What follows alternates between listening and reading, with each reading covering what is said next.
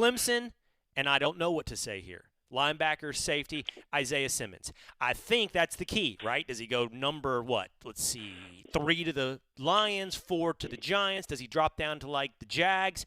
What is he? Is he a linebacker? Is he a safety? Which one is he a difference maker at in the NFL? Backer is where he's going to be, and I think that's again where you look at the situation with the coverage skills that he has, the ability to sack quarterbacks. He can run 4.39, and there's no backs outrunning him. So I think when you look at the combination of skill set that he has, and we say he's perfect for today's NFL, Will, he is. And I think the Giants would be hard-pressed to find a better option. If Jeff Okudah goes 3 to the Detroit Lions, the cornerback from Ohio State, I mean, they could take an offensive tackle. But again, when you're picking 4, well, you got to get the third best player on the board. You can't get the 6th, 7th best player on the board. Now, you can do that if it's a quarterback. You're close enough and you say, okay, I can justify that, but not an offensive tackle.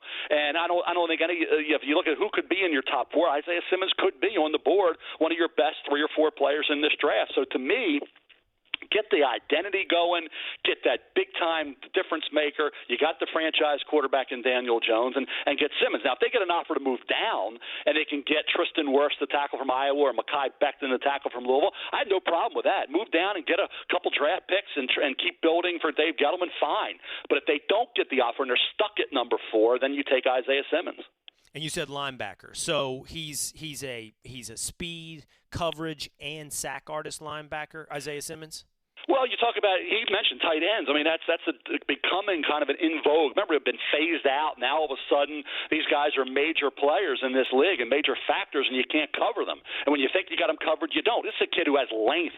Think about that, Will. And I know John Gruden always stressed this more than anybody I'd ever talked to about the length. I never heard this till John talked about how it's important to have long arms and height for a linebacker. Most of them are shorter, 6'6", 6'1", but to have a guy you can move around. He could be in the inside spot as well, Simmons could be, and you can move him around and get that kind of skill set to provide all kinds of versatility. So I think the length is underrated. The speed we know about, the athleticism we know about, the will to be a great player, he has that. And I think he had mentioned covering tight ends, being 35 yards down the field and covering receivers, Will, flipping his hips and turning back at the right time to break up the pass. He's proven he can do that. So, again, I think we saw that skill set on display. To see it at the Combine was pretty amazing. And then you put it all together with the way the game's played today. I don't know how, if you're the Giants, I mean, Carolina would have you call it 7 if he were there. If Derek Brown were there, I know they need Derek Brown more than they do Simmons. So maybe you take Derek Brown and maybe he drops a little further, because I said this earlier and people were arguing with me, McShay was.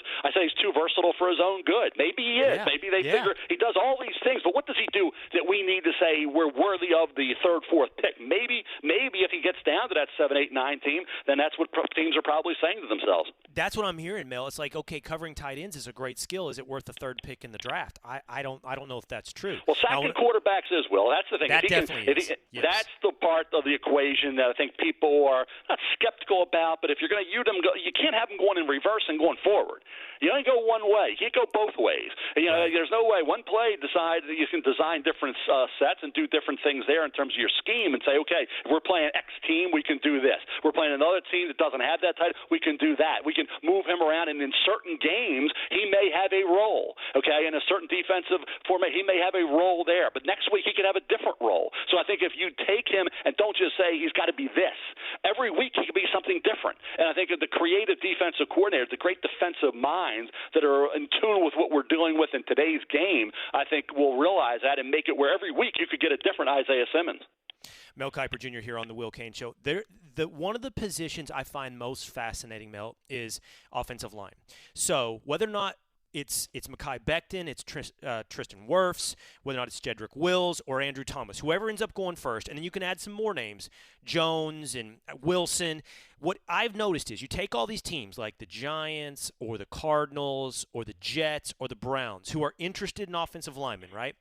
I don't know how much room they actually have to trade back, because one of the things I've noticed playing around with mock drafts and the simulations, and who knows how realistic that is, I know, Mel, but you may not have any of those guys available in even the next category once you get to the 2nd round, right? So let's say the Jets go, well, we really need a receiver. Let's take Judy. He's available.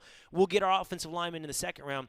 It seems to me, and tell me if I'm wrong, Mel, there's a big drop-off right there.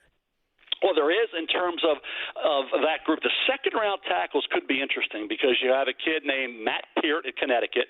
He's got incredibly long arms. I thought good feet. He's developmental, but he's a left tackle. Isaiah Wilson at Georgia. Had he gone back to Georgia, could have been a top 15 pick next year. Very underrated right tackle. Austin Jackson, left tackle at USC. Very athletic. Needs some work. I thought he struggled in some games, but he's got talent. Ezra Cleveland is the guy to watch.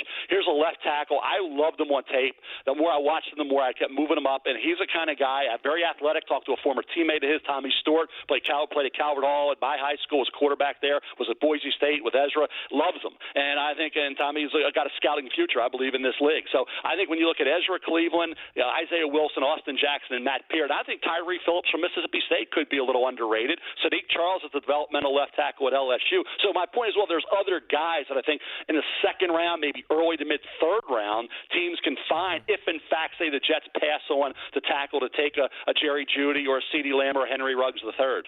All right, one last position group I want to talk to Mel Kiper Jr. with here on the Will Cain Show. It seems to me that defensive end, edge rusher goes like this. Chase Young is generational, perhaps, and then it's a huge drop-off or question mark. Whether or not it's Chason from LSU or Matos, guy from Penn State, or maybe even Zach Bond, right? It's like maybe they could maybe be pretty good, and they're going to be edge first-rounders, maybe mid-first-rounders, and then there's another huge drop-off. In other words, it looks incredibly, incredibly shallow. Is that fair about defensive end? I think you can find them, Will. The Ravens have proven that. I keep bringing up that. Za'Darius Smith, Matt Judon, player Pernell McPhee. They've been able to find those guys. I'll give you a couple names. If they drop into day 3, we're going to be focusing on these guys a lot on that Saturday, day 3. Thank you for watching ESPN on YouTube. For live streaming sports and premium content, subscribe to ESPN+.